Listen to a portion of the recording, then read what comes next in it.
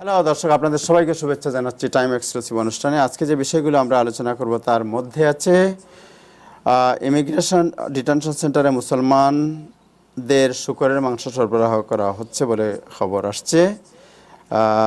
তারপরে city restaurant খুলে দেওয়ার দাবিতে গভর্নর ও মেয়রের বিরুদ্ধে মামলা দায়েরের সিদ্ধান্ত। করোনা পরবর্তী কী উপসর্গ, বিশেষ করে তরুণরা কী ধরনের উপসর্গে ভুগছেন, এই বিষয়টি আমরা আলোচনা করব। ডেমোক্রেটিক পার্টি কনভেনশন এবং নিউ ইয়র্ক সিটি সেন্সাস, এই বিষয়গুলো আমরা আলোচনা করব। আমাদের সাথে আজকে যারা যোগ দিচ্ছেন আলোচনায় তাদের মধ্যে আছেন doctor Barnali Hasan, New York City census director Amit Bagha, উনি আমাদের সাথে যোগ দেবেন একটু পরে। আমাদের সাথে যোগ দেবেন জনাব কামরুল ইসলাম, যিনি খাবারবাড়ি এবং খামারবাড়ির অন্যতম স্বত্বাধিকারী।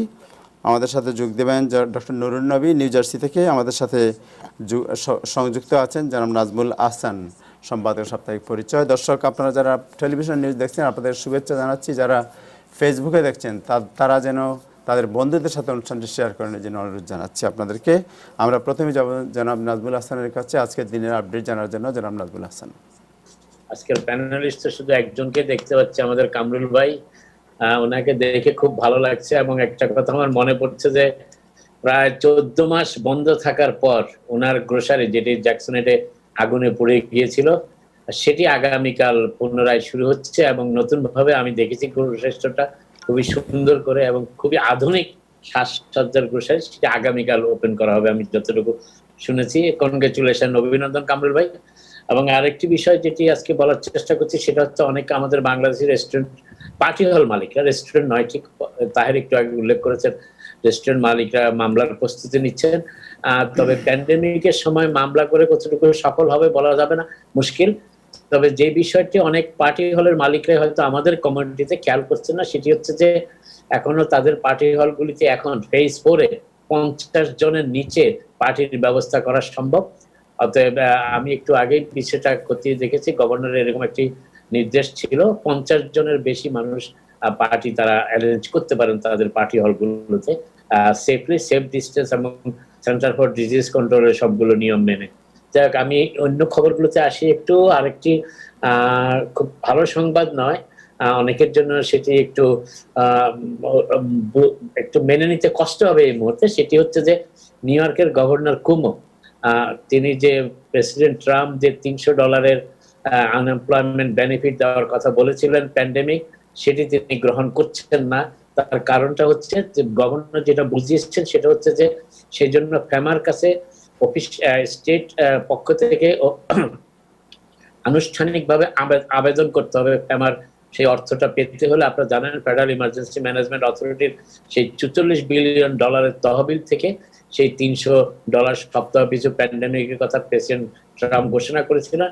গভর্নর কুমো সেটি নিতে চাচ্ছেন না, নেবেন না। তিনি বলেছেন তিনি চিঠি দিয়ে কোনো ফান্ড গ্রহণ করবেন না ফেডারেল গভর্নমেন্ট থেকে। অতএব তার ফলে যেটি দাঁড়াচ্ছে সেটি হচ্ছে যে নিউ ইয়র্কের আনএমপ্লয়মেন্ট ক্লেম যারা করেছেন তারা এই অতিরিক্ত $300 প্রতি সপ্তাহে $300 যে প্যান্ডেমিক আনএমপ্লয়মেন্টের কথা প্রেসিডেন্ট ট্রাম্প প্রায় 2 শনিবার আগে, প্রায় 2 সপ্তাহ আগে ঘোষণা করেছিলেন, সেটি আপাতত নিউ ইয়র্কবাসী পাচ্ছেন না। তবে একটি সুখবর ঠিক বলা যাবে না, একটি আশা এখনো আছে, সেটি হচ্ছে যে কংগ্রেসে এখন যে বিলটি নিয়ে আলোচনা হচ্ছে, বিশেষ করে পোস্টাল রিলিফ বিল, সেই বিলে সময় যদি স্টিমুলাস প্যাকেজটাও আলোচনা হয় এবং সেখানে রিপাবলিকানরা যে $300 করে সপ্তাহ পিছু প্যান্ডেমিকের প্রস্তাব করেছেন, $200 জায়গায় তারা এখন $300 প্রস্তাব করেছেন, সেটি যদি ডেমোক্রেটরা বাধা না দেয় কিংবা আপত্তি না তোলে কিংবা ডেমোক্রেটরা যদি পাল্টা কোনো প্রস্তাব না দেয়, তাহলে সেটি যদি পাশ হয়ে যায় সেই বিলটি, তাহলে আবার ডিসেম্বর পর্যন্ত সবাই $300 করে সপ্তাহ পিছু অতিরিক্ত প্যান্ডেমিক আনএমপ্লয়মেন্ট হিসেবে পেতে পারেন। আর সেটির জন্য আমাদেরকে আরো কিছুদিন অপেক্ষা করতে হবে, কয়েকটা দিন। আশা করা যাচ্ছে এই শুক্রবার অথবা শুক্রবারের আগামীকালই হয়তো একটি ভোট হতে পারে, বাট এখনো ঠিক নির্দিষ্ট ক্যালেন্ডারে সেটি আসেনি। আসলে আমরা আপনাদের জানাবো। এই হচ্ছে অবস্থা। নিউ ইয়র্কের স্টেটের গভর্নর অ্যান্ড্রু কুমো প্রেসিডেন্ট ট্রাম্পের যে ঘোষিত $300 প্রতি সপ্তাহে আনএমপ্লয়মেন্ট বেনিফিটটি নিউ ইয়র্কবাসীকে দিচ্ছেন না, এই কারণে যে তিনি ফেডারেল গভর্নমেন্ট থেকে এটি চেয়ে আনতে পারবেন না, তিনি অপারগতা জানিয়েছেন। যাই হোক, বিষয়টি অনেকের জন্য ক্ষোভের কারণ হবে, দুর্দশার কারণ হবে। ইতিমধ্যেই সপ্তাহে প্যান্ডেমিক না পাওয়াতে অনেকেই নানান রকম অসুবিধায় পড়েছেন। এবং আরো একটি বিষয়, যে প্যান্ডেমিকের অতিরিক্ত $600 যে ব্যাপারটি ছিল, যে আয়টি ছিল, সেটি বন্ধ হয়ে যাওয়ায় অনেকের পক্ষেই এখন গ্রোসারিতে গিয়ে কিংবা বিভিন্ন দোকানপাটে গিয়ে সেভাবে আর খরচ করা সম্ভব হচ্ছে না। ব্যবসায় একটা নেতিবাচক প্রভাব পড়েছে, যেটা কিছুদিন আগেও আমরা বলেছি। এবার নিউ ইয়র্কের পরিস্থিতিগুলো একটু বর্ণনা করি। কোভিড-19 পরিস্থিতি, সেটি নিউ ইয়র্ক সিটির মেয়র এবং গভর্নর দুজনেই আজকে তথ্য দিয়েছেন। প্রথমে গভর্নর একটা বলি, সেটি হচ্ছে যে আপনারা জানেন যে নিউ ইয়র্ক স্টেটের অবস্থা এখন যুক্তরাষ্ট্রের যে কোনো স্টেটের চাইতে সবচাইতে ভালো। এবং গতকাল নিউ ইয়র্ক স্টেটে 80,984 জন, 80,984 মানুষকে টেস্ট করা হয়েছে, এবং সেখানে 601 জনকে পজিটিভ চিহ্নিত করা হয়েছে, যেটি 0.74%। এর আগের দিন ছিল 0.78%। এবং গত প্রায় 13 দিন ধরে এই সংক্রমণের হার, টেস্টিং এর ব্যাপারটি 1%-এরও নিচে, যেটি খুবই একটি উল্লেখযোগ্য স্ট্যাটিস্টিক্স। এবং কোভিড-19 সংক্রমণের ক্ষেত্রে নিউ ইয়র্কবাসী যে দৃঢ়তার পরিচয় দিয়েছে, যে সংযমের পরিচয় দিয়েছে, সেই জন্য গভর্নর এবং মেয়র আবারও তাদের অভিনন্দন জানিয়েছেন, ধন্যবাদ জানিয়েছেন। এবং গভর্নরের তথ্য অনুযায়ী গতকাল 19.5 মিলিয়ন লোকের বসবাস যে স্টেটে, সেই নিউ ইয়র্ক স্টেটে হাসপাতালে ভর্তি ছিলেন 518 জন, যা এর আগে ছিলেন 548 জন। এবং এবং এই হচ্ছে নিউ ইয়র্ক স্টেটের তথ্য। এবং নিউ ইয়র্ক সিটির যে তথ্য গভর্নর মেয়র ব্লাজিও আজকে দিয়েছেন, সেখানে নিউ ইয়র্ক সিটির 11টি হাসপাতালে গত 25 দিন, আপনারা জানেন আমি আগেও বলেছি, নিউ ইয়র্ক সিটির তথ্য একদিন পেছানো থাকে। অতএব নিউ ইয়র্ক সিটির গত 25 দিন হাসপাতালে ভর্তি ছিলেন 77 জন কোভিড-19 আক্রান্ত নিউ ইয়র্ক সিটির 11টি পাবলিক হাসপাতালে। এবং এর আগে তিনি ছিলেন 64 জন, 200 হচ্ছে লিমিট। আর কোভিড-19 গত 7 দিনে যে এভারেজ গড়পড়তায় কোভিডের আক্রান্তের সংখ্যা, তার হসপিটালে ভর্তি হননি কিন্তু কোভিডে আক্রান্ত হয়েছেন, সেটা হচ্ছে 305। এর আগের সপ্তাহে সেটি ছিল 320 গড়ে। এবং টেস্টিং এর রেজাল্টটি খুবই উল্লেখযোগ্য। মেয়র আজকে আবারও বলেছেন, সেটি হচ্ছে 1%-এর নিচে, অর্থাৎ 0.88%। অর্থাৎ যত টেস্ট করা হয়েছে নিউ ইয়র্ক সিটিতে, তার ভিতরে 1%-এর কম, অর্থাৎ 1 জনেরও কম পজিটিভ চিহ্নিত হয়েছে। এই হচ্ছে। এবং আজকে আরেকটি তথ্য পাওয়া গেছে, সেটি হচ্ছে যে ফ্লোরিডা যুক্তরাষ্ট্রের 5ম স্টেট হিসেবে আজকে পরিগণিত হচ্ছে।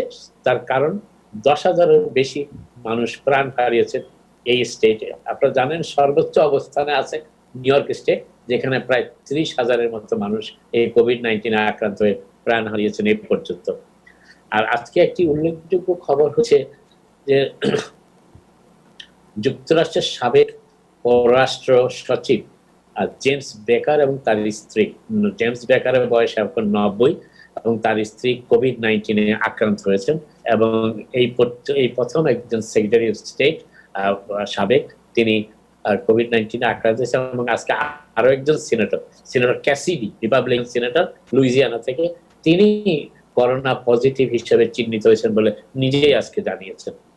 আর আজকে আরেকটি খবর হচ্ছে, সেটি হচ্ছে যে আপনারা জানেন যে যুক্তরাষ্ট্রের এই কোভিড-19 সময় সবচেয়ে আলোচিত ডাক্তার ফাউচি, তার একটি অপারেশন হয়েছে আজকে ভোকাল কর্ডে, এবং সেটি মোটামুটি তিনি এখন ভালো আছেন। সংক্ষিপ্ত অপারেশন, তিনি কথা বলতে পারছেন না, তবে টেক্সট মেসেজ করে জানিয়েছেন যে তিনি মোটামুটি ভালোই আছেন। আজকে centre for disease control, CDC যাকে আমরা বলি, তারা ফ্লু শটের ব্যাপারে আবারও যুক্তরাষ্ট্রের মানুষকে আগাম সতর্কবাণী দিয়েছেন। এবং তারা বলেছেন যে যথাসম্ভব ফ্লু টেস্ট নেওয়ার জন্য, কারণ এই মৌসুমে, আসছে মৌসুমে ফ্লু টেস্টটি খুবই গুরুত্বপূর্ণ। এবং তারা আজকে আরেকটি তথ্য দিয়েছেন যে সাধারণত ফ্লু টেস্টে যে 3টি বিষয় থাকে, এবার তারা আরো একটি বিষয় যোগ করেছেন ফ্লু টেস্টের সাথে, সেটি আরো শক্তিশালী করা হয়েছে ফ্লু টেস্টকে। এবং সেটি হচ্ছে যে বয়স যাদের 65 কিংবা তার চাইতে বেশি, তারাও যাতে এই ফ্লু টেস্টের সুফল পেতে পারেন, সেই জন্য এবার ফ্লু টেস্টকে আরো শক্তিশালী করা হয়েছে বলে সেন্টার ফর ডিজিজ কন্ট্রোল জানিয়েছেন। এবং তারা আরেকটা বলেছেন যে যুক্তরাষ্ট্রের নাগরিকরা, যুক্তরাষ্ট্রের মানুষ ফ্লু টেস্টের ব্যাপারে তেমন আগ্রহী না। গত 2018-19 এই মৌসুমে মাত্র 45.3% অর্থাৎ 45.3% শতকরা গড়পড় তারা ফ্লু শট নিয়েছেন। সেটি যথেষ্ট নয়, পর্যাপ্ত নয় বলে তারা আজকে বলেছেন, এবং তারা বিশেষ করে করোনা ভাইরাসের এই সময়ে ফ্লু টেস্টটি খুবই গুরুত্বপূর্ণ বলেও তারা মন্তব্য করেছেন। যদিও ফ্লুর ভ্যাকসিন পাওয়া গেছে, কিন্তু করোনার ভ্যাকসিন এখনো আসেনি যুক্তরাষ্ট্রে, কিন্তু আশা করা যাচ্ছে এই বছরের শেষ দিকে হয়তোবা পর্যাপ্তভাবে ভ্যাকসিন হয়তো যুক্তরাষ্ট্রে পাওয়া যাবে। তবে ফেডারেল গভর্নমেন্ট চেষ্টা করছে, বিশেষ করে প্রেসিডেন্ট ট্রাম্প, যে নির্বাচনের কাছাকাছি সময় ফ্লু ভ্যাকসিনটা যুক্তরাষ্ট্রে ইন্ট্রোডিউস করা যায় কিনা। যাই হোক, এর পরে আরেকটি যে বিষয় আসি, মাস্কের ব্যাপারে একটি বেশ তথ্য আজকে পাওয়া গেছে। সেটা হচ্ছে যে এই মুহূর্তে ভ্যাকসিন না আসা পর্যন্ত আমরা অনেকবারই বলে এসেছি, মাস্ক হচ্ছে আমাদের সংক্রমণ রোধ এই করোনা ভাইরাস থেকে রক্ষা পাওয়ার একমাত্র রক্ষা কবচ। এবং আজকে নিউ ইয়র্ক ইউনিভার্সিটির একটি দল একটি গবেষণা করেছে এই গত সামার এই মৌসুমে, যে সেটি হচ্ছে 7,000 মানুষকে তারা পর্যবেক্ষণ করেছে এবং করে একটি তথ্য তারা প্রকাশ করেছে। আজকে নিউ ইয়র্ক টাইমস সেটি প্রকাশ করেছে। সেখানে দেখা যাচ্ছে যে পুরুষের চাইতে মহিলারা বেশি সতর্ক এই এই এই ফেস মাস্ক ব্যবহার করার ব্যাপারে। এবং আরেকটি তথ্য তারা দিয়েছেন যে তারা প্রায় 14টি স্পটে দাঁড়িয়ে এই পর্যবেক্ষণটি করেছেন, এবং সেখানে তারা একটি পেয়েছেন, সেখানে হচ্ছে যে মহিলাদের চাইতে পুরুষরা বেশি, পুরুষদের চাইতে মহিলারা বেশি সচেতন মাস্ক ব্যবহার করার ক্ষেত্রে, এবং অনেক ক্ষেত্রে 25%-এরও বেশি তাদের ভিতরে ডিফারেন্স। অর্থাৎ 100 জনের ভিতরে যদি 75 জন মাস্ক পরিহিত মহিলা থাকে, সেখানে মাত্র 50 জন মাস্ক পরিহিত পুরুষ তারা পেয়েছেন গড়পড়তা। এটি হচ্ছে অ্যানোয়াইজ নিউ ইয়র্ক ইউনিভার্সিটির স্কুল অফ গ্লোবাল পাবলিক হেলথের একটি গবেষণা থেকে এটি পাওয়া গেছে। এবং আরেকটি ব্যাপার হচ্ছে যে যেখানে যারা মাস্ক বিহীন অবস্থায় সেখানে মহিলাদেরকে অত্যন্ত বেশি সচেতন মনে হয়েছে পুরুষদের থেকে, এবং অনেক মহিলাই বলেছেন যে পুরুষরা তাদের মাচো ইমেজ প্রদর্শনের জন্যই আসলে মাস্ক ব্যবহার করতে চায় না। এটিও তাদের অনেক মহিলার অভিমত। আরেকটি জিনিস যেটি, সেটি হচ্ছে ফুড অ্যান্ড ড্রাগ অ্যাডমিনিস্ট্রেশন আজকে ইংল্যান্ডের একটি টেস্ট, যেটি 12 মিনিটে এই কোভিড-19 এর রেজাল্ট দিতে পারে, সেই টেস্টকে যুক্তরাষ্ট্রে ব্যবহারের জন্য অনুমোদন দিয়েছে ফুড অ্যান্ড ড্রাগ অ্যাডমিনিস্ট্রেশন। 12 মিনিটে এই টেস্টটি করা সম্ভব। এটি ব্রিটিশ একটি কোম্পানি, তারা এটি ইন্ট্রোডিউস করেছে, এবং আশা করা যাচ্ছে যে আগামী কয়েকদিনের ভিতরে এটি যুক্তরাষ্ট্রে পাওয়া যাবে। আরেকটি ব্যাপার যেটা ফুড অ্যান্ড ড্রাগ অ্যাডমিনিস্ট্রেশন দেয়নি, আজকে অনুমতি দেয়নি, সেটি হচ্ছে যে আরেকটি কনভালেসেন্ট প্লাজমা থিওরির ট্রিটমেন্টের মাধ্যমে কোভিড-19 কে আক্রান্তদের সাহায্য করা, চিকিৎসা করার যে পদ্ধতি, সেই ব্যাপারটি যুক্তরাষ্ট্রের ফেডারেল ড্রাগ অ্যাডমিনিস্ট্রেশন অনুমতি দেয়নি, যদিও তার জন্য যথেষ্ট চাপ ছিল সেটা অনুমতি দেওয়ার জন্য।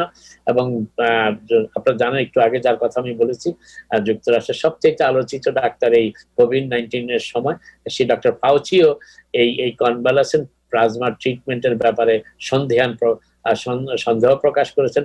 তিনি যথেষ্ট গুরুত্বের সাথে বলেছেন যে এটি এখনো পরীক্ষামূলকভাবে প্রমাণিত হয়নি যে এটি সত্যিকার ভাবে করোনা সংক্রমণের ক্ষেত্রে কিংবা করোনা চিকিৎসার ক্ষেত্রে কাজ করতে পারে। অতএব শেষ পর্যন্ত তার কথাই হয়তো শুনেছেন ফুড অ্যান্ড ড্রাগ অ্যাডমিনিস্ট্রেশন, তারা আজকে সেটি ব্যবহারের অনুমতি দেননি। এবার একটু বিশ্বের অন্যদিকে তাকাই, পরে এবং এখন সবচেয়ে বেশি যে দেশটি করোনা ভাইরাসের আলোচনায় চলে এসেছে সংক্রান্ত ব্যাপারে, সংক্রমণের ব্যাপারে, সেটি হচ্ছে ভারত। এবং সেখানে আজকে একদিনে প্রায় 69,000 মানুষের আক্রান্ত হওয়ার খবর এসেছে, এবং সেটা হচ্ছে সাউদার্ন ইন্ডিয়াতে সেটি ব্যাপকভাবে বেড়ে যাচ্ছে এই সংক্রমণ ভারতের।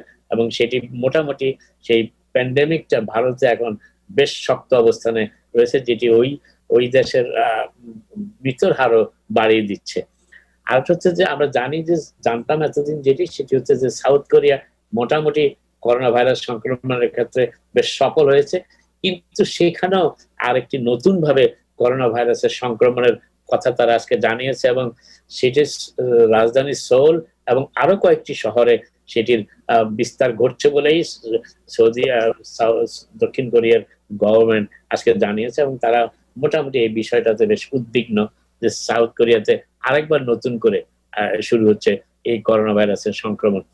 আরেকটি খবর হচ্ছে যে মালয়েশিয়ার ব্যাপারটি আজকে এসেছে, সেটি হচ্ছে যে মালয়েশিয়াতে যেটি খুবই উল্লেখযোগ্য আমি মনে করি এই মুহূর্তে, সেটি হচ্ছে যে আক্রান্তদের 96%, যদিও স্যাম্পলটা খুব কম, 100 জন যদি আক্রান্ত হয় সেখানে 96 জনই সম্পূর্ণ সুস্থ হয়েছেন মালয়েশিয়াতে, এবং সেখানে আক্রান্তের সংখ্যা খুবই খুবই কম।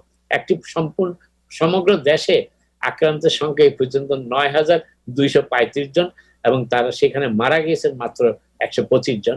কিন্তু সেই দেশ মালয়েশিয়া এই সংক্রমণ রোধে ব্যাপক একটি সাফল্য অর্জন করেছে, এবং তারা তারা বলছে আজকে যে 96% মানুষই এই করোনা ভাইরাসে আক্রান্ত হয়ে সুস্থ হয়ে উঠছে। আরেকটি জিনিস হচ্ছে নিউ ইয়র্কের গভর্নর আজকে আরেকটি এক্সিকিউটিভ অর্ডার জারি করেছেন, যেটার ফলে যে নিউ ইয়র্ক সিটিতে কমার্শিয়াল টেনেন্টদের জন্য যে মনিটরিয়াম ছিল ইভিকশনের ব্যাপারে, সেটি সেপ্টেম্বরের 20 তারিখ পর্যন্ত তিনি বাড়িয়েছেন, সেপ্টেম্বর 20। এবং গভর্নর অফিস আশা প্রকাশ করেছেন যে এর ফলে স্মল বিজনেসরা সাহায্য সহযোগিতা পাবেন, কারণ সেপ্টেম্বরের 20 তারিখ পর্যন্ত তাদের বিরুদ্ধে কোনো এভিকশনের ব্যবস্থা গ্রহণ করা যাবে না নিউ ইয়র্ক স্টেটে। আর এই আরেকটি খবর সেটি হচ্ছে আনএমপ্লয়মেন্টের ব্যাপারে, সেটি হচ্ছে যে এই মাসে গত মাসে অর্থাৎ 1.1 মিলিয়ন আমেরিকান নতুন করে কাজ নাই এই আবেদন করেছেন আনএমপ্লয়মেন্টের জন্য, এবং সেটি এর আগের 2 সপ্তাহ কমে যাওয়ার পরে সেটা তার এই আনএমপ্লয়মেন্টের ব্যাপারটি বেড়ে গেছে। এবং আপনারা জানেন একটু আগে আমি বলেছি নিউ ইয়র্ক স্টেটের আনএমপ্লয়মেন্টের ব্যাপারে যে প্যান্ডেমিকে $300 পাওয়ার কথা ছিল প্রেসিডেন্ট ট্রাম্পের ঘোষণা অনুযায়ী, এবং 11টি স্টেট এর আনএমপ্লয়মেন্ট যারা ফাইল করেছেন তারা সেটি পেতেও শুরু করেছেন, কিন্তু নিউ ইয়র্ক স্টেটের গভর্নর কুমো আবেদন করে সেই অর্থ গ্রহণ করবেন না ফেডারেল গভর্নমেন্টের ফেমার নিকট থেকে, অতএব সেই অনুদান নিউ ইয়র্ক স্টেটে আসছে না, এবং তার ফলে যারা নিউ ইয়র্কের আনএমপ্লয়মেন্ট ফাইল করেছেন তারা এখনো পর্যন্ত অতিরিক্ত $300 পাওয়ার সম্ভাবনা নেই। তবে কংগ্রেসে যে বিলটি আছে সেটি যদি পাস হয় তাহলে তারা সেটি পেতে পারেন, এবং রিপাবলিকানরা $300 প্রস্তাব করেছে, ডেমোক্রেটরা $600 নিয়ে চাপাচাপি করছে, কিন্তু তারা মোটামুটি আগ্রহ পোস্টাল বিলের ব্যাপারে, সেটি আগামী 2-1 দিনের ভিতরেই আমরা হয়তো জানতে পারবো।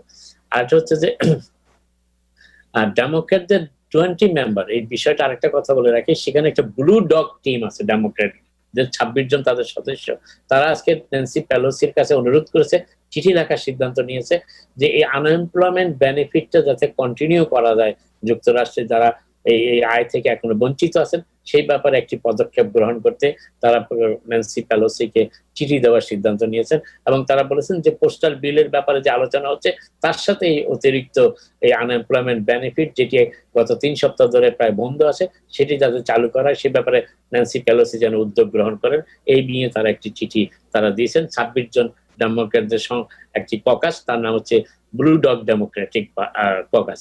আর হচ্ছে আজকে প্রেসিডেন্ট ট্রাম্পের জন্য একটি খুবই দুঃসংবাদ বলা যায়, সেটি হচ্ছে যে তার এক সময়ের উপদেষ্টা, সিনিয়র উপদেষ্টা, ঘনিষ্ঠ উপদেষ্টা স্টিভ ব্যানন, যিনি কট্টর ইমিগ্রেন্ট বিরোধী অবস্থানের জন্য পরিচিত, সেই স্টিভ ব্যানন আজকে গ্রেপ্তার হয়েছেন। এই তার কারণটা হচ্ছে তিনি এই ফান্ড রেজিং এ ফ্রডুলেন্ট জালিয়াতির আশ্রয় নিয়েছেন, এই অভিযোগে আজকে তিনি গ্রেপ্তার হয়েছেন স্টিভ ব্যানন। আর শেষ করার আগে আমি যে কথা বলতে চাচ্ছিলাম সেটি হচ্ছে নিউ ইয়র্ক স্টেটের গভর্নর কুমো আজকে আরেকটি এক্সিকিউটিভ অর্ডার সাইন করেছেন, যেটি ভোটার ব্যাপারে 2020 সালের যে আসন্ন প্রেসিডেন্ট নির্বাচন ইলেকশন হচ্ছে, সেই এক্সিকিউটিভ অর্ডারের মূল জিনিস হচ্ছে যে আজকে থেকেই নিউ ইয়র্ক স্টেটে এই অ্যাবসেন্টি ব্যালট বিতরণ শুরু হচ্ছে, এবং এই অ্যাবসেন্টি অল ব্যালটস মানে যে সমস্ত ব্যালট গুলো ইলেকশন ডে আগে পোস্টমার্ক হবে এবং ইলেকশন ডে থেকে 7 দিনের ভিতরে গুলো পাওয়া যাবে ডাকযোগে, সেগুলো যাতে কাউন্ট করা হয় সেই ব্যাপারে এক্সিকিউটিভ অর্ডার তিনি জারি করেছেন।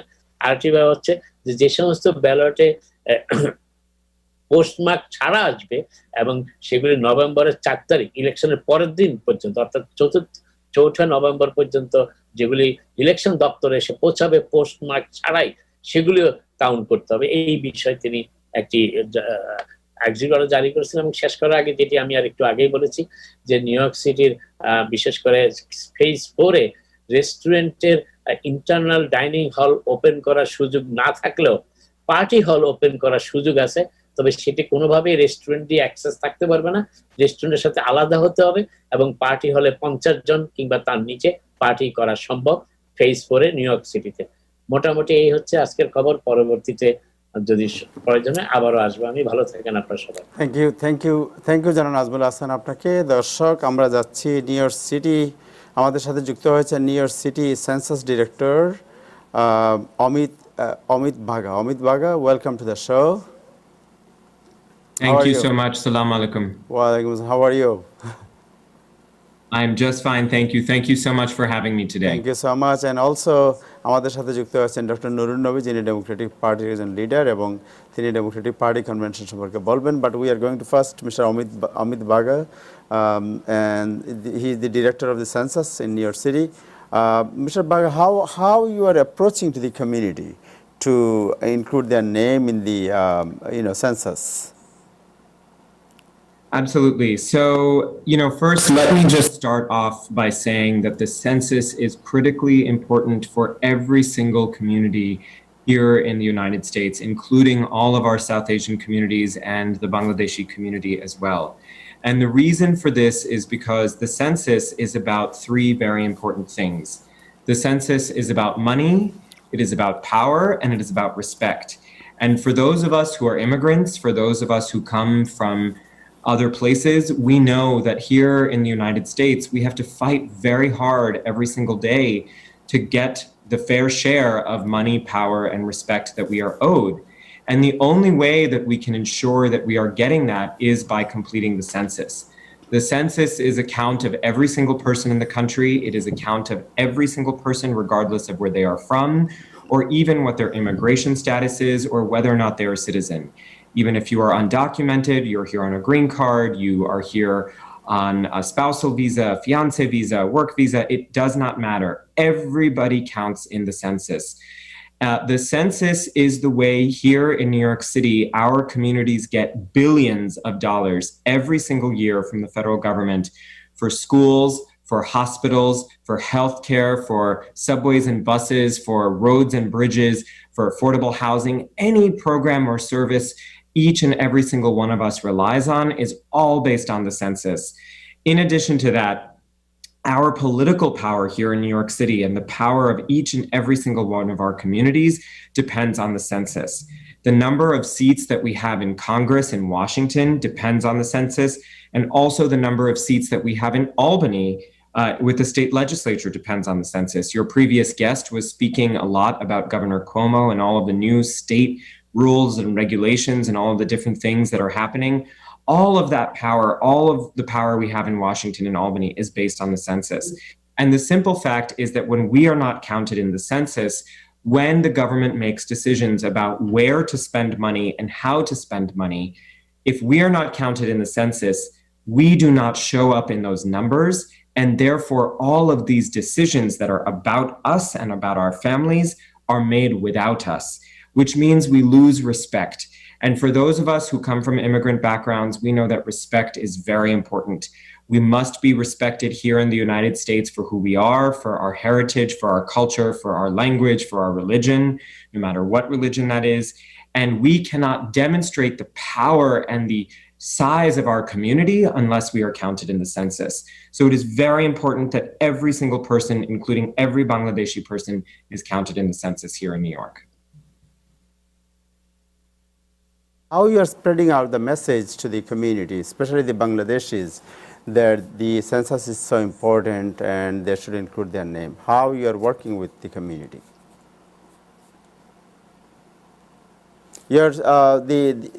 Could you please, yes.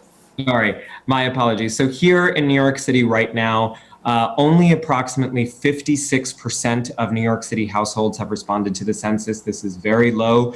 We only have 6 weeks to get that number to 100%. So we have a lot of work to do in a very short period of time. And the city of New York, the mayor of New York City, Mayor Bill de Blasio, has made speaking to all the different communities, including and especially the Bangladeshi community, a top priority. This year, the mayor invested $40 million in census outreach. This is the first time in the history of the city of New York that the city has spent even 1 cent or $1 on community outreach. And the large majority of our outreach is focused on immigrants. We have spent hundreds of thousands of dollars advertising in Bengali language newspapers, digital advertising, radio, many different 5 to 7 different newspapers, 5 to 7 different websites, very heavy advertising in Bengali language on Facebook and on Instagram and on Twitter. We have made all of these investments because we know that the Bangladeshi community is the fastest growing immigrant community here in New York City, and it is our obligation, our job to ensure that we are reaching the community. In addition, for the first time ever, the city created a very special program called the Complete Count Fund, in which we gave $16 million to organizations across the city to make sure that they were investing locally in their neighborhoods, using their languages, their culture to talk to people about the census. And we invested many hundreds of thousands of dollars, millions of dollars, in fact, in organizations that support and specifically focus on South Asian communities, including Bangladeshis. This includes the Bangladeshi American Community Development Organization in Ozone Park and Cypress Hills. This also includes Desis Rising Up and Moving, which is very active all across Queens. Chaya CDC, which is based in Jackson Heights and Richmond Hill and has a real presence across Queens. We've also invested in organizations that work in Kensington and in Parkchester, Coney Island Avenue, all of the places where we have Bangladeshi communities here in the United States. We have made sure that we have made big, major investments in those organizations and with those media outlets.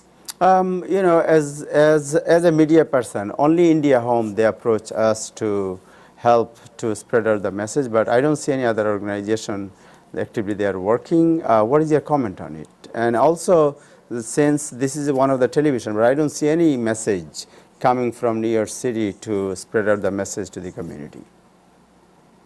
Well, we have advertised very heavily in print and digital assets. We are not always able to advertise in television, but if you feel like it is important for us to reach your audience through this particular channel, we're happy to have that conversation.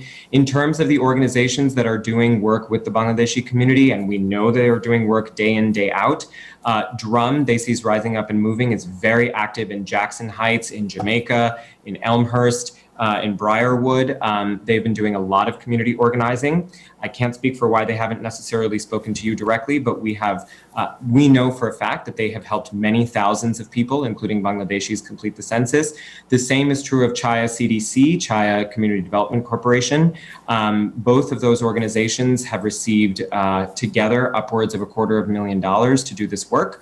And we know that they have been very, very active in working in the Bangladeshi community. I should note that in some places where we have large Bangladeshi communities here in New York City, we have some good response rates compared to the city. For example, in Parkchester, the rate is more than 60%.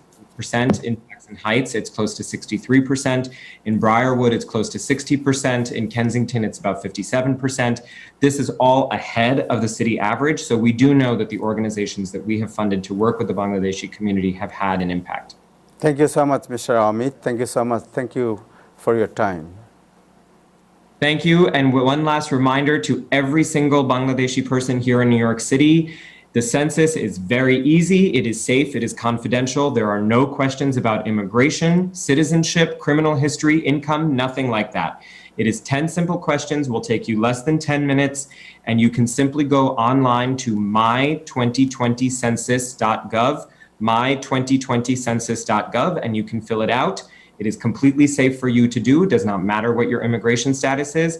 One last point, it also does not matter if you live in an illegal basement. The census is completely safe. Neither you nor your landlord will get in any sort of trouble for completing the census. We know there are many Bangladeshi families, South Asian families, Punjabi families, Pakistani families that live in these housing conditions, and we want you to know there is no problem to fill out the census whatsoever. So please make sure we only have 6 weeks. Billions and billions of dollars for our schools and hospitals are on the line, as is our political future for the next 10 years. Thank you. Thank you so much. Thank you so much. দর্শক আমরা এখন যাচ্ছি doctor Nurun নবীর কাছে, যিনি Democratic party কনভেনশনের উপর কথা বলবেন। ডক্টর নুরুন নবী, ওয়েলকাম টু দ্য শো।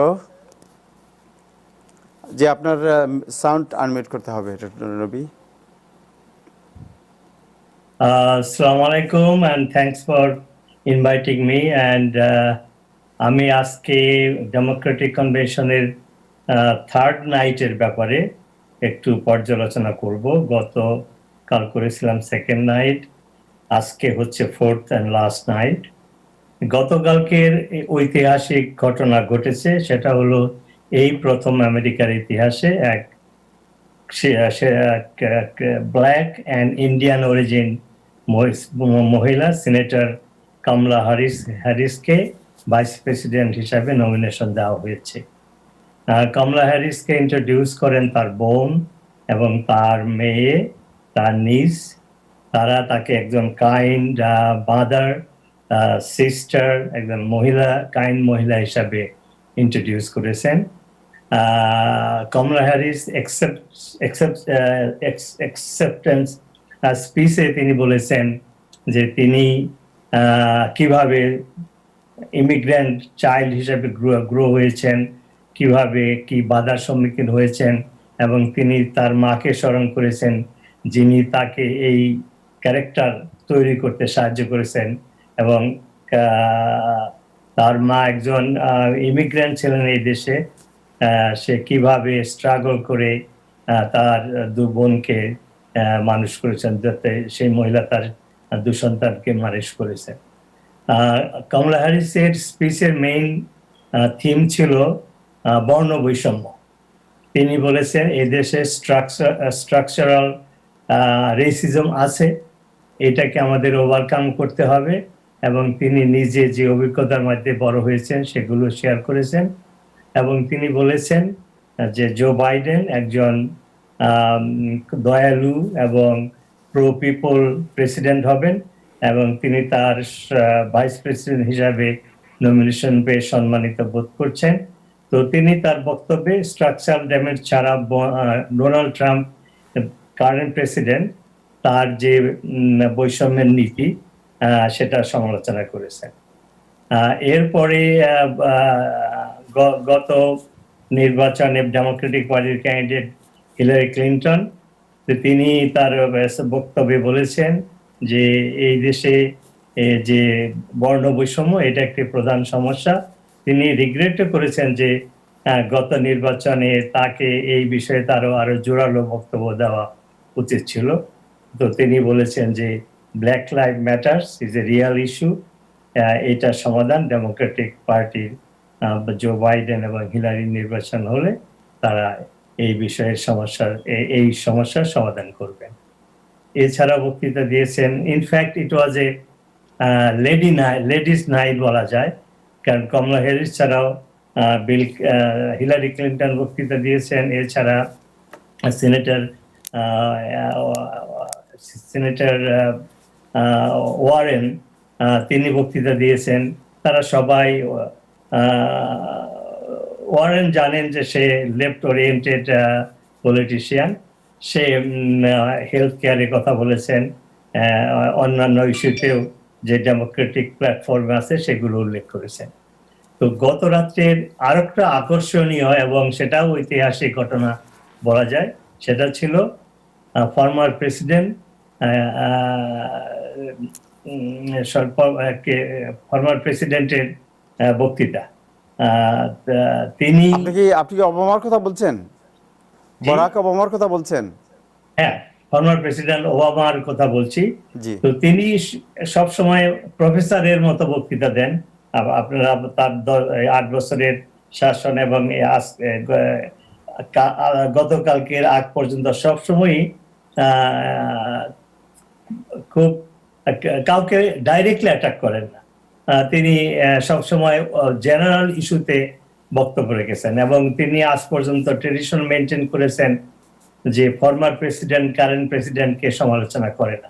কিন্তু কালকে তিনি সেই সিস্টেমটা ভঙ্গ করেছেন।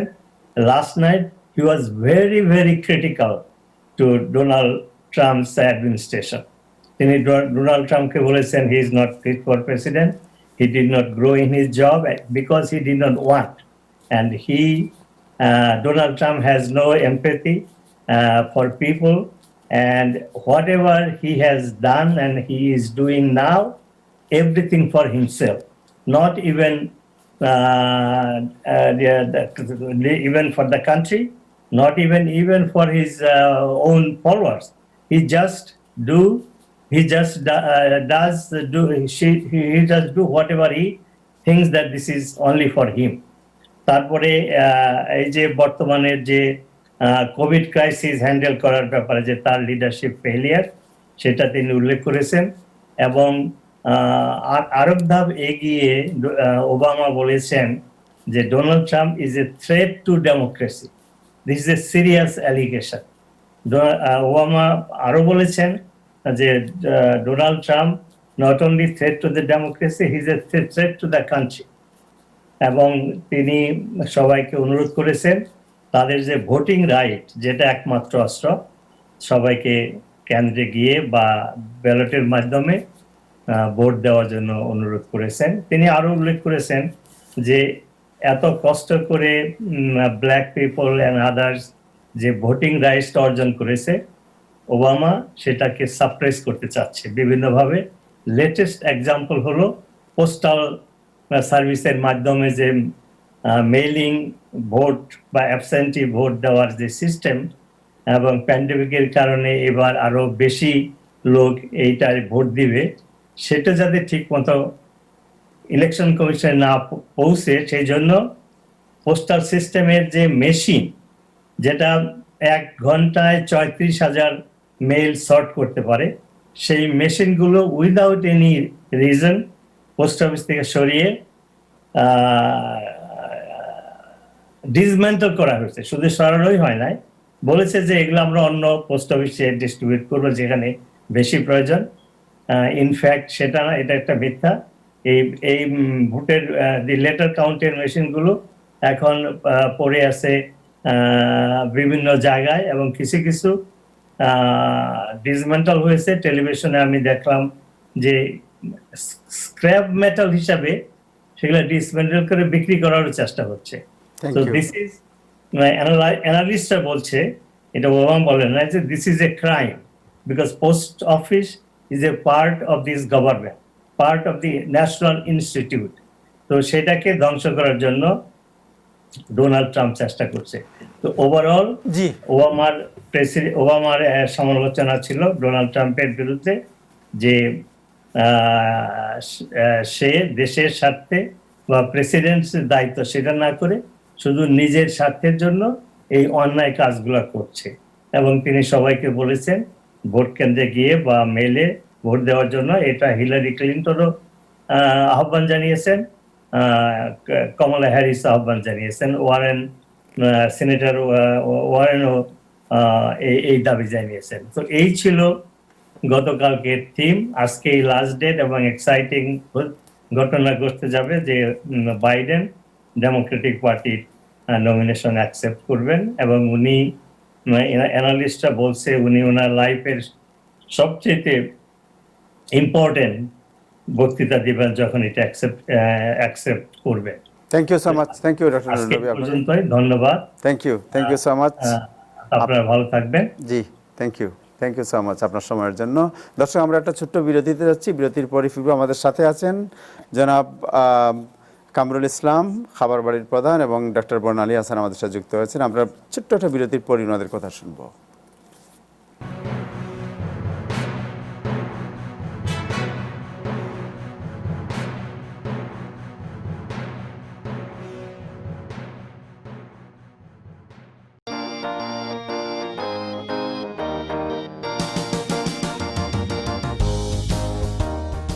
Dr. Kamal, MBBS. Ronnie, MA LLB. Shumon, MSc Engineering. Shahnaz, MSc, former teacher, Dhaka University. None of them knew about People and Tech. If they did, they would not be doing such odd jobs. Engineer Mr. Hanif assures that he will not let a single educated immigrant perform odd job. No more odd job. Change your life and lifestyle.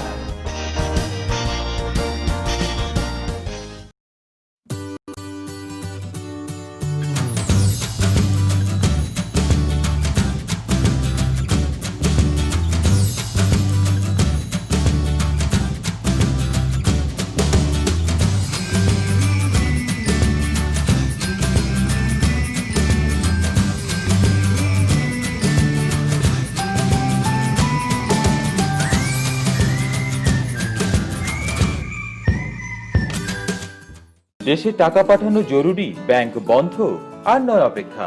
24 ঘন্টা money transfer সেবা নিয়ে এলো সেন্ডওয়েভ। আকর্ষণীয় exchange রেটে কোনো ফি ছাড়াই ঘরে বসে যে কোনো সময় নিরাপদে আমেরিকা, ইউকে ও ইউরোপ থেকে টাকা পাঠান বাংলাদেশে। সেন্ডওয়েভ মুহূর্তেই পৌঁছে দেবে আপনার প্রিয়জনের বিকাশ অ্যাকাউন্টে। ডাউনলোড করুন সেন্ডওয়েভ অ্যাপ আর লগ অন করে প্রিয়জনের কাছে নির্ঝঞ্ঝাট টাকা পাঠান যখন প্রয়োজন তখন। Sendwave, send money with love. Over the past 25 years, Khan's renowned specialized high school program has helped nearly 3,000 students gain acceptance to New York City's top high schools, such as Stuyvesant, Bronx Science, and Brooklyn Tech. Our team of education experts creates original KT diagnostic exams and constantly updates our curriculum so our students gain acceptance to the best high schools in New York City. Parents can trust Khan's. Call today for 2 free classes.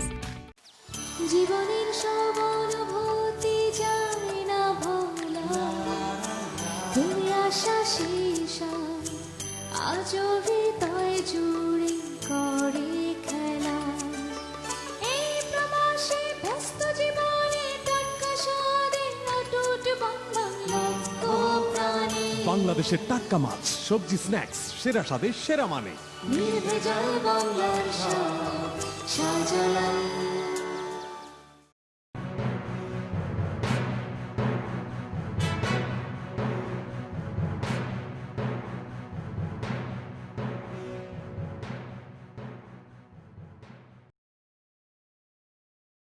আবারও শুভেচ্ছা জানাচ্ছি time exclusive অনুষ্ঠানে। আমাদের সাথে এখন আছেন doctor Barnali Hasan এবং জনাব কামরুল ইসলাম। জনাব কামরুল ইসলাম, আপনার কাছে প্রথমে যাচ্ছি একটু যে আপনি আপনার সাউন্ড আনমিউট করেন প্লিজ। জনাব কামরুল ইসলাম, আপনি জানেন যে একটু আগে আমাদের নাজমুল হাসান সাহেব বলেছেন, আমরাও আলোচনা করেছি যে নিউ ইয়র্ক সিটি রেস্টুরেন্টগুলো ইনসাইড ডাইনিং যেটা, এইটা যদি ওপেন করা না হয় তাহলে রেস্টুরেন্ট অ্যাসোসিয়েশন তারা চিন্তা করছেন যে গভর্নর এবং মেয়রের বিরুদ্ধে মামলা করবেন। এই বিষয়ে আপনার কমেন্ট কি? আপনিও তো একটি রেস্টুরেন্টের মালিক। ধন্যবাদ তাহের ভাই, আসসালামু আলাইকুম। আমি প্রথমে তাহের ভাইকে ধন্যবাদ এবং নাজরুল ভাই সহ টাইম টিভির কর্তৃপক্ষ প্লাস দর্শক যারা এই অনুষ্ঠান দেখছেন সবাইকে আমি ধন্যবাদ এবং অভিনন্দন জানাই।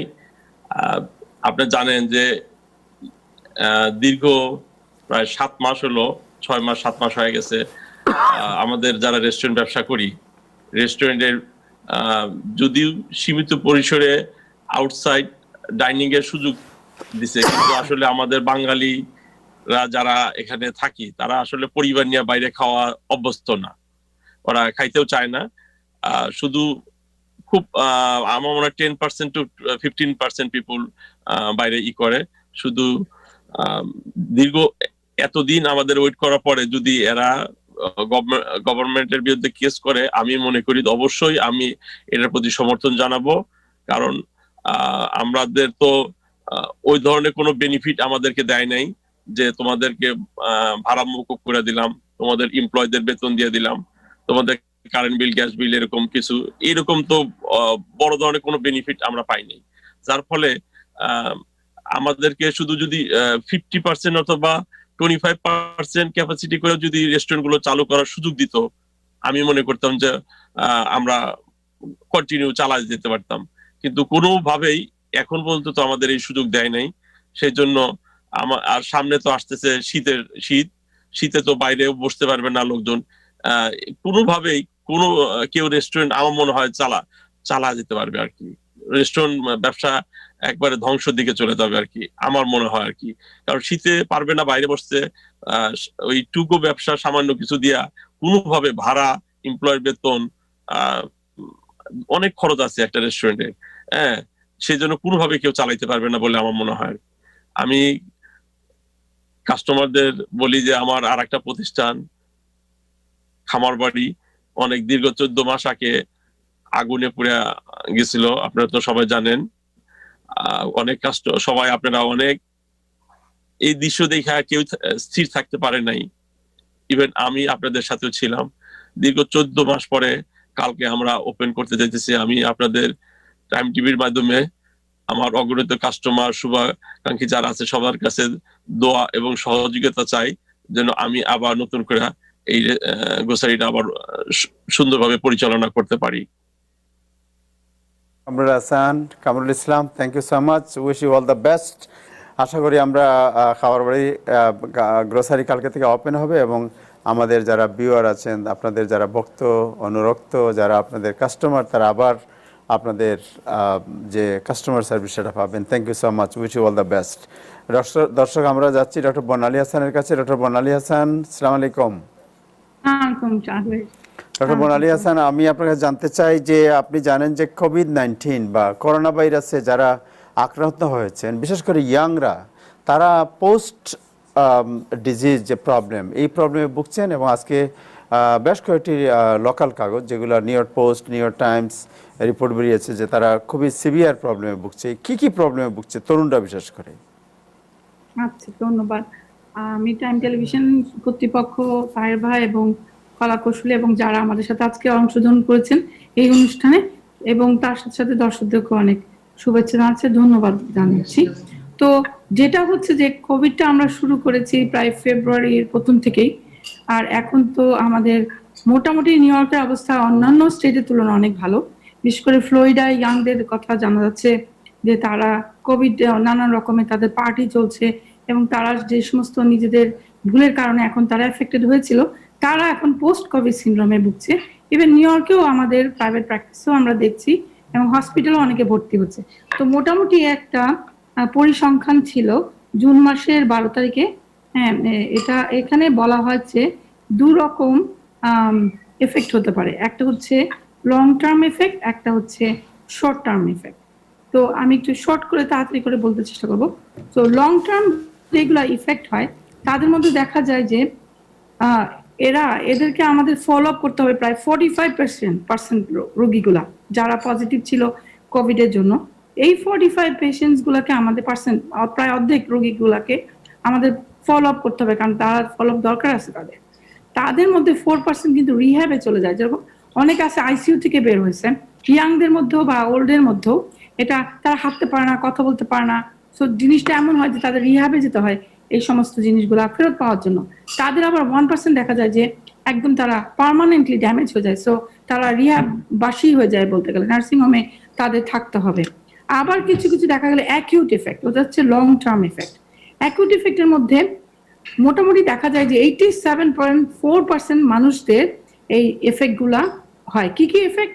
একটা হচ্ছে যেরকম দুর্বল, ভেরি ফ্যাটিক, হাঁটতে পারে না, শক্তি পায় না, শ্বাসকষ্ট হয়, হাঁটতে পারে না, শক্তি পায় না, এর হলো 53%। আর শ্বাসকষ্ট যারা তারা হচ্ছে 43%, অনেকে এক ব্লক হাঁটতে পারে না, আধা ব্লক হাঁটতে পারে না।